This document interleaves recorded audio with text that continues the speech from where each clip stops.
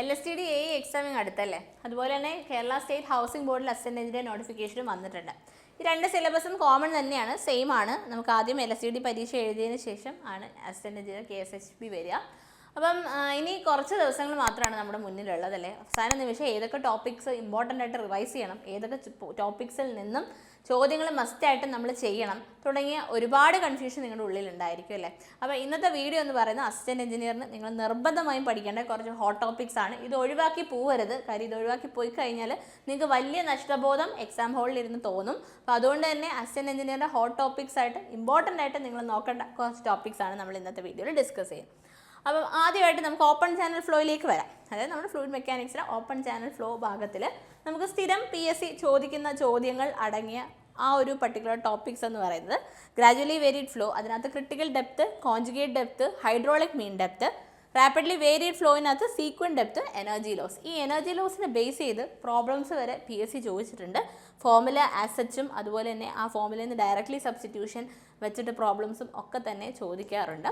So നമുക്ക് നിർബന്ധമായിട്ടും പഠിക്കേണ്ട ഒരു ടോപ്പിക്കായിട്ട് നമുക്ക് ഈ ഓപ്പൺ ചാനൽ ഫ്ലോയിലെ ഈ ടോപ്പിക്സ് പറയാനായിട്ട് സാധിക്കും. ഓക്കെ, ഇനി അടുത്തപ്പോൾ ഓപ്പൺ ചാനൽ ഫ്ലോ അവിടെ തീരുകയാണ്. ഇനി നമ്മുടെ ഫ്ലൂയിഡ് മെക്കാനിക്സിലേക്ക് വരുമ്പോഴത്തേക്ക് ഫ്ലൂയിഡ് ഡൈനാമിക്സ് ആൻഡ് മെഷർമെൻറ്റിൽ Bernoulli's equation, continuity equation, venturi meter, ഇതിനെ ബേസ് ചെയ്ത് ചോദ്യങ്ങളുണ്ടാവും. വെഞ്ചുറി മീറ്ററിനെ coefficient of discharge, coefficient of velocity, അതൊക്കെ നമുക്ക് ബേസ് ചെയ്ത് ചോദ്യങ്ങൾ ഉണ്ടാവാറുണ്ട്. അപ്പോൾ അതൊക്കെ വാല്യൂസും ഒക്കെ പഠിച്ചു വെക്കുക, ഫോർമുലാസും പഠിച്ചു വെക്കുക. ഈവൻ ഹെഡ് ലോസ് വെച്ചിട്ട് വരെ പ്രോബ്ലംസ് നമുക്ക് വരാറുണ്ട്. ഓക്കെ, പിന്നെ നമുക്ക് വരിക നമ്മുടെ ആ ഭാഗത്ത് നിന്ന് ഹെഡ് ലോസും കാര്യങ്ങളൊക്കെ ചോദ്യങ്ങൾ വരാറുണ്ട്. ഞാൻ പ്രഷർ മെഷർമെൻറ്റ് പഠിക്കണം. അതുപോലെ തന്നെ ആർക്കിമിഡീസ് പ്രിൻസിപ്പിളിനെ ബേസ് ചെയ്തിട്ട് നമ്മുടെ ബോയൻസി ആൻഡ് ഫ്ലോട്ടേഷൻ ആ ഭാഗത്ത് നിന്ന് പ്രോബ്ലംസും ചോദിക്കാറുണ്ട് സ്ഥിരം. Then potential function, stream function important ആണ്. നമ്മുടെ PSCയിൽ അങ്ങനെ മെൻഷൻ ചെയ്ത് ചോദിച്ചിട്ടില്ലെങ്കിലും അത് ഞാൻ ഇൻക്ലൂഡ് ചെയ്യാൻ കാര്യം എന്ന് വെച്ചാൽ ESCയുടെ പല പ്രീവിയസ് ഇയർ ക്വസ്റ്റ്യൻ പേപ്പറിലും ഈ ഭാഗത്തിൽ നിന്ന് ചോദ്യങ്ങൾ നമ്മൾ കാണുന്നുണ്ട്. അപ്പോൾ ക്വസ്റ്റ്യൻസ് എടുക്കാൻ എളുപ്പമുള്ള ഒരു പാർട്ട് എന്ന രീതിയിൽ ഇത് പഠിക്കണം. സോ ഫ്ലൂയിഡ് മെക്കാനിക്സ് ഇവിടെ തീരുന്നില്ല, ഒട്ടും പഠിക്കരുത്. നിങ്ങൾ എന്തായാലും മസ്റ്റായിട്ടും വായിക്കണമെന്ന് പറയുന്ന വേറൊരു ടോപ്പിക് കൂടി ഈ വീഡിയോ ഇത്രയും നേരം കണ്ടിരിക്കുന്നവർക്ക് വേണ്ടി ഒരു ബോണസ് പോയിന്റ് ആയിട്ട് പറയാം.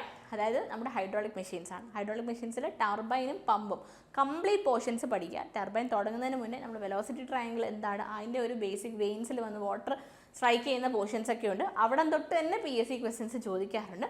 സോ ടർബൈൻസ് ആൻഡ് പമ്പ്സ് വളരെ ഇമ്പോർട്ടൻ്റ് ആണ്. ഹൈഡ്രോളിക് മെഷീൻസ് സ്കിപ്പ് ചെയ്യാതെ പഠിക്കാനായിട്ട് ശ്രദ്ധിക്കുക. അത് വെച്ചിട്ട് പ്രോബ്ലംസ് നമുക്ക് ചോദിക്കാറുണ്ട്. 2023 PWD AE ചോദ്യപേപ്പർ എടുത്ത് നോക്കിക്കഴിഞ്ഞാൽ നിങ്ങൾക്ക് അവിടെയും എന്ത് കാണാൻ സാധിക്കും, ഹൈഡ്രോളിക് മെഷീൻസിൽ നിന്ന് ചോദ്യങ്ങൾ കാണാനായിട്ട് സാധിക്കും. ഇനി സർവേയിങ് ഇമ്പോർട്ടൻ്റ് ആയിട്ട് പഠിക്കേണ്ടത് ഏരിയ വോളിയം കാൽക്കുലേഷനാണ്. Area volume calculation, Simpson's method, അതുപോലെ തന്നെ നമ്മുടെ പ്രെസ് മോഡൽ ഫോർമുല ഒക്കെ വെച്ചിട്ട് ചോദ്യങ്ങൾ ചോദിക്കാനുണ്ട്. ട്രപ്പിസോഡൽ ഫോർമുല, പിന്നെ ലെവലിങ്ങിനെ ബേസ് ചെയ്ത് മിക്കവാറും കമ്പൈൻഡ് കറക്ഷനോ അങ്ങനെ ഏതെങ്കിലും ചോദ്യമൊക്കെ വരാറുണ്ട്. ലെവലിംഗ് കംപ്ലീറ്റ് ആയിട്ട് പഠിച്ചു വെച്ചോളും. ചിലപ്പം നമുക്ക് റെസിപ്രോക്കൽ ലെവലിങ്ങിനെ ബേസ് ചെയ്തും ചോദ്യം ചോദിക്കാറുണ്ട്. പിന്നെ ചെയിൻ ആൻഡ് ടേപ്പ് കറക്ഷൻ, അതിൽ നിന്ന് എന്തായാലും ഒരു ക്വസ്റ്റ്യൻ ഉണ്ടായിരിക്കും. അത് നമുക്ക് മസ്റ്റാണ്. നിങ്ങൾ നോക്കിയാൽ മതി. കറക്ഷൻസിന് ബേസ് ചെയ്ത് ചിലപ്പോൾ ഒരു റെക്ടാങ്കിളിൻ്റെ സൈഡ്സ് മെഷർ ചെയ്യുന്നതിൻ്റെ എറർ ഇതാണ്, ഏരിയ മെഷർ ചെയ്യുമ്പോൾ എത്ര എറർ വരും, അങ്ങനെ തുടങ്ങിയ ചോദ്യങ്ങൾ വരെ ഈ പേപ്പറിൽ നമുക്ക് ചോദിച്ചിട്ടുണ്ട്. സോ ഈ ടോപ്പിക്സ് മിസ്സാക്കാതെ പഠിക്കാൻ നോക്കുക. പിന്നെ കോണ്ടൂസ് ഒക്കെ എന്ന് വെച്ച് കഴിഞ്ഞാൽ നമുക്ക് എയിൽ അങ്ങനെ ഒത്തിരിയും കോണ്ടൂസ് ഭാഗത്തുനിന്നൊന്നും ചോദ്യങ്ങൾ വരാറില്ല. അതുകൊണ്ടാണ് ഞാൻ ഇൻക്ലൂഡ് ചെയ്യാതിരുന്നത്. ബട്ട് സ്കിപ്പ് ചെയ്യേണ്ട, ഇനി റിവൈസ് ചെയ്യേണ്ട ടോപ്പിക്സ് ആയിട്ടാണ് ഇത് പറയുന്നത്. ഇനി RCCയിലേക്ക് വരുമ്പോഴത്തേക്ക് നമുക്ക് ആദ്യം ഡിസൈൻ കോൺസെപ്റ്റ് പോർഷൻ ഉണ്ട്. അതിൽ properties of concrete mix, properties of steel. അതായത് പ്രോപ്പർട്ടീസ് ഓഫ് കോൺക്രീറ്റ് മിക്സ് എന്ന് പറയുമ്പോൾ നമ്മൾ 2023 PWD AEയിലെ പേപ്പർ എടുത്ത് നോക്കിക്കഴിഞ്ഞാൽ നിങ്ങൾക്ക് കാണാൻ സാധിക്കും. അവിടെ നമുക്ക് നമ്മുടെ ഒരു ബാച്ച് എടുത്തു കഴിഞ്ഞാൽ അവിടെ ഉണ്ടാകുന്ന +or-15% വേരിയേഷനിൽ നിന്ന് വരെ ചോദ്യം ചോദിച്ചിട്ടുണ്ട്. സോ നമുക്ക് മെറ്റീരിയൽസ് കംപ്ലീറ്റ്, അതായത് നമ്മുടെ ഞാൻ ഫസ്റ്റ് ക്ലാസ് കൊടുക്കുന്ന നമ്മുടെ ആപ്പ് യൂസേഴ്സ് ആണെങ്കിൽ അറിയാം ഏതൊക്കെ ആനക്സ്റ്റേഴ്സ് ഒക്കെ നമുക്ക് വേണം എന്നുള്ള രീതിയിലാണ് നമ്മൾ ഫസ്റ്റ് കോഡ് പഠിച്ചിട്ടാണ്, കോഡിൻ്റെ പുറംചട്ട പഠിച്ചിട്ടാണ് ഉള്ളിലേക്ക് കടക്കുന്നത്. അപ്പോൾ പുറംചട്ടയിൽ തന്നെ ഞാൻ പറയുന്നുണ്ട് ഫസ്റ്റ് ഡിസൈൻ കോൺസെപ്റ്റ് ഭാഗത്തിൽ നിന്ന് ചോദ്യങ്ങൾ ഇഷ്ടംപോലെ വരുന്നുണ്ട്. പിന്നെ ബീമുണ്ട്. ബീമിനകത്ത് depth of neutral axis, modulus of rupture.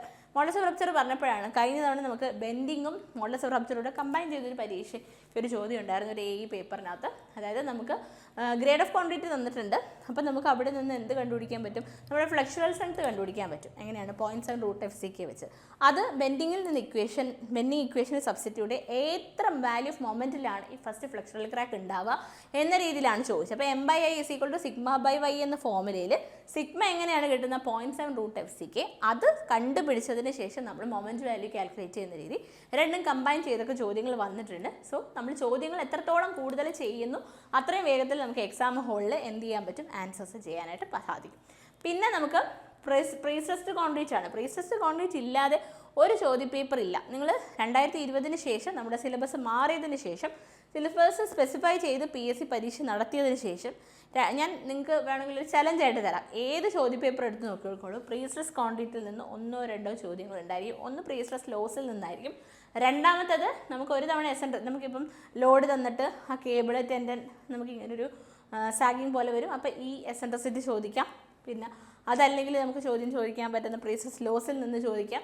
അതല്ലെങ്കിൽ നമുക്ക് നമ്മുടെ ഇക്വേഷൻ വെച്ചിട്ട്, അതായത് ടോട്ടൽ സ്ട്രെസ് എത്രയാണ്, ബെൻഡിങ് സ്ട്രെസ്സും നോർമൽ സ്ട്രെസ്സും ആഡ് ചെയ്ത് സബ്ട്രാക്ട് ചെയ്ത് ടോപ്പ് ഫൈബർ ബോട്ടം ഫൈബർ അത് ചോദിക്കാം. ഏത് രീതിയിൽ വേണമെങ്കിലും പ്രീസ്ട്രെസ് കോൺക്രീറ്റ് ചോദിക്കാം. അതുപോലെ മാത്ത് ദ ഫോളോയിങ് ആയിട്ട് ചോദിക്കാം തിയറി പോർഷനിൽ നിന്ന്. സോ പ്രീസ്ട്രെസ് കോൺക്രീറ്റ് എന്തായാലും പഠിക്കാം. പിന്നെ നമുക്കുള്ളത് കോളംസ് ആണ്. കോളത്തിൽ നിന്ന് നമുക്ക് കഴിഞ്ഞ തവണ 2 ചോദ്യങ്ങൾ ഉണ്ടായിരുന്നു. അതായത് നമുക്ക് നമ്മുടെ ലാറ്ററൽ ടൈസിൻ്റെ സ്പേസിങ്ങും ഡയമീറ്ററും വെച്ച് ചോദ്യങ്ങൾ ചോദിക്കാം. എസെൻട്രിസിറ്റിൻ്റെ ബേസ് ചെയ്ത് ചോദ്യങ്ങൾ ചോദിക്കാം. പ്രോബ്ലംസ് ആയിട്ട് ചോദിക്കാം. Reinforcement, minimum reinforcement, maximum reinforcement ചോദിക്കാം. ദെൻ ഫൂട്ടിംഗ് എന്ന് ചോദിക്കും. കഴിഞ്ഞ പ്രാവശ്യം ഫൂട്ടിംഗ് നമുക്ക് ചോദിച്ചത് നമ്മുടെ പഞ്ചിങ് ഷിയറിനെ ബേസ് ചെയ്തൊരു ചോദ്യമാണ്. പഞ്ചിങ് ഷിയർ എവിടെ ഉണ്ടാവുന്നു നമ്മൾ പഠിക്കുന്നെങ്കിൽ പഞ്ചിങ് ഷിയറിലെ ആ വാല്യൂസും ഫോർമുലാസും ഒക്കെ തന്നെ നമുക്ക് ചോദിക്കുന്നുണ്ട്. അപ്പോൾ അതെല്ലാം പഠിക്കാം. ദെൻ വാട്ടർ ടാങ്ക് പഠിക്കണം. വാട്ടർ ടാങ്കിൽ മെയിൻലി 2-3 ടേബിൾസ് ഉണ്ട്, നിങ്ങൾക്ക് അറിയായിരിക്കും. പെർമിസിബിൾ ബെൻഡിങ് സ്ട്രെസ്സുകൾ അതൊക്കെ പഠിച്ചു വെക്കണം. ദെൻ പ്രീസ്ട്രെസ് കോൺക്രീറ്റ് ഓൾറെഡി പറഞ്ഞു. സ്ലാബ്സ് അപ്പോൾ ഓൾമോസ്റ്റ് എല്ലാ സ്ട്രക്ചർ സ്റ്റെയർ കേസിൽ നിന്ന് അങ്ങനെ ചോദിച്ചിട്ടില്ലെങ്കിൽ സ്റ്റെയർ കേസ് വളരെ കുറവായതുകൊണ്ട് ഒന്ന് ജസ്റ്റ് നോക്കി വിട്ടാൽ മതി. റിവിഷൻ്റെ സമയത്ത് ഇൻക്ലൂഡ് ചെയ്യണം എന്നില്ല. ഓക്കെ, പിന്നെ നമുക്ക് ഡിസൈൻ ഓഫ് സ്റ്റീൽ സ്ട്രക്ചേഴ്സിനകത്ത് മെയിൻലി നിങ്ങൾ കണക്ഷൻസും ടെൻഷൻ മെമ്പേഴ്സും ആണ് നോക്കേണ്ട. കണക്ഷൻ എന്ന് പറയുമ്പോൾ വെൽഡിന് കൂടുതൽ ഇമ്പോർട്ടൻസ് കൊടുത്ത് പഠിക്കുക. റിവറ്റും ബോൾട്ടും ഒന്ന് ജസ്റ്റ് നോക്കുക. ദെൻ ടെൻഷൻ മെമ്പേഴ്സിനകത്ത് വളരെ ഇമ്പോർട്ടൻ്റ് ആണ്. ടെൻഷൻ മെമ്പേഴ്സ് എത്ര സമയം നിങ്ങൾ ടെൻഷൻ മെമ്പറിൽ സ്പെൻഡ് ചെയ്യാൻ പറ്റുമോ അത്രയും സമയം സ്പെൻഡ് ചെയ്തോളൂ. റൂഫ് ട്രസ്സും കൂടെ നോക്കണം എക്സ്ട്രാ ആയിട്ട്. ഓക്കെ, ഇനി പിന്നെ നമുക്ക് സോയിൽ മെക്കാനിക്സിലേക്ക് വരുമ്പോഴത്തേക്ക് ഫസ്റ്റ് നമ്മുടെ properties like void ratio, relative density, liquid limit, അങ്ങനത്തെ അതായത് നമ്മുടെ ഇൻഡെക്സ് പ്രോപ്പർട്ടീസും ഒക്കെ പഠിക്കാം, അതിൻ്റെ ഫോർമുലാസ്. ദെൻ പെർമിയബിലിറ്റിക്ക് അകത്തുനിന്ന് ക്വസ്റ്റ്യൻ വരാറുണ്ട്. കൺസോൾട്ടേഷൻ വളരെ ഇമ്പോർട്ടൻ്റ് ആണ്. അതിന് ടൈം ഫാക്ടർ വെച്ചിട്ടുള്ള ചോദ്യങ്ങളില്ലാത്ത പേപ്പറുകൾ നമ്മുടെ 2020 ശേഷം ഉണ്ടായിട്ടില്ല. ഡിഗ്രി ഓഫ് കൺസോൾട്ടേഷൻ കണ്ടുപിടിക്കാൻ. ദെൻ സീപ്പേജ് ഉണ്ട്. സീപ്പേജിൽ നിന്ന് ചോദിക്കുന്നുണ്ട്. ഷിയർ സ്ട്രെങ്ത്തിൽ നിന്ന് ചോദിക്കാറുണ്ട്. Foundation bearing capacity, SPT, plate bearing test. Then deep ഫൗണ്ടേഷനകത്ത് നമുക്ക് പൈൽ ഗ്രൂപ്പ് സെറ്റിൽമെൻറ്റും പൈൽ ബെയറിംഗ് കപ്പാസിറ്റി ഒക്കെ ചോദ്യങ്ങൾ വരുന്നുണ്ട്. സോ സോയിൽ മെക്കാനിക്സിലെ ഹോട്ട് ടോപ്പിക്സ് ആണ് നമ്മളിവിടെ പറഞ്ഞത്.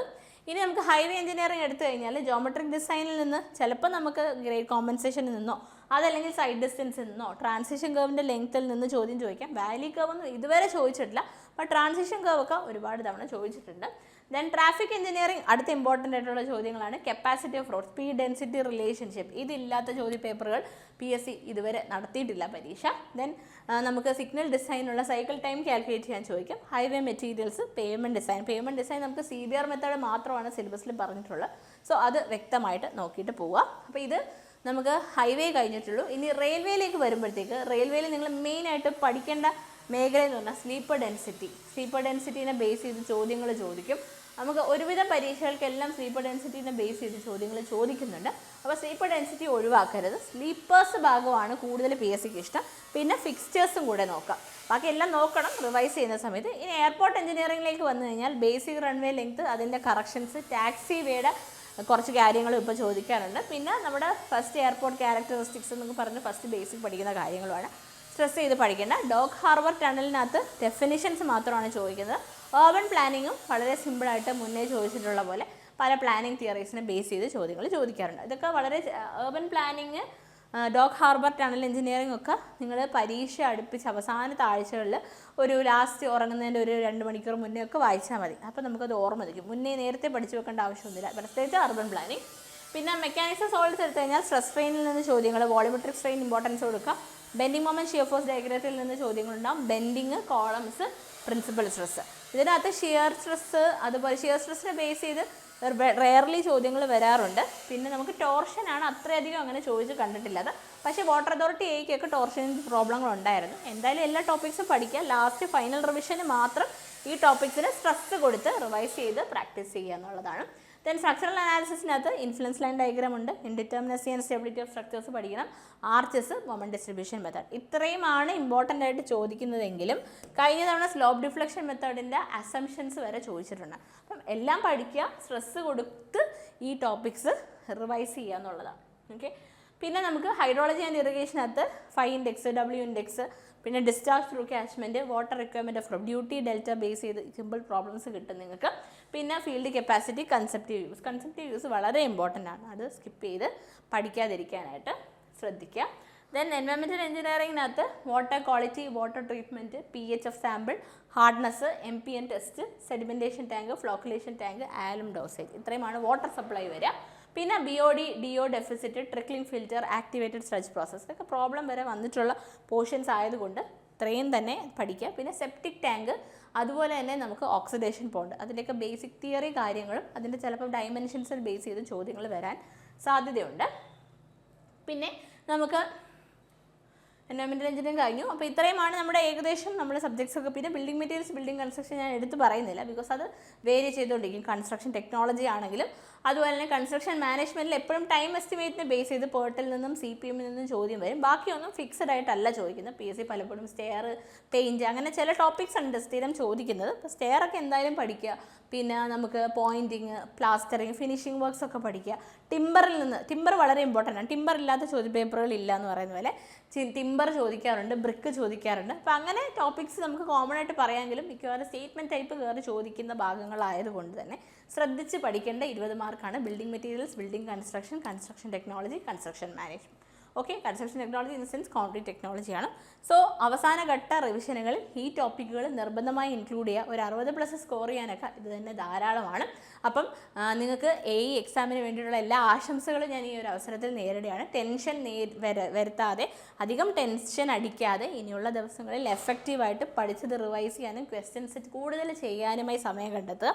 പുതിയ ടോപ്പിക്കുകൾ, എളുപ്പമുള്ള ടോപ്പിക്സ് വായിച്ച് വെക്കുക. ഞാൻ പറഞ്ഞ പോലെ ഏർബൻ പ്ലാനിംഗ് ഒക്കെ ലാസ്റ്റ് വീക്കിലേക്ക് മാത്രം മാറ്റി വെക്കുക. പിന്നെ എന്ത് തരത്തിലുള്ള സപ്പോർട്ടും നിങ്ങൾക്ക് ഡൗൺ ആവരുത്, ഒരിക്കലും നിങ്ങൾ ഡൗൺ ആവരുത്. കാര്യം നമ്മൾ ഇത്രയും ട്രാവൽ ചെയ്ത് വന്നത് ആ ഒരു ലാസ്റ്റ് മൊമെൻറ്റിൽ ഡൗൺ ആവാൻ വേണ്ടിയിട്ടല്ല.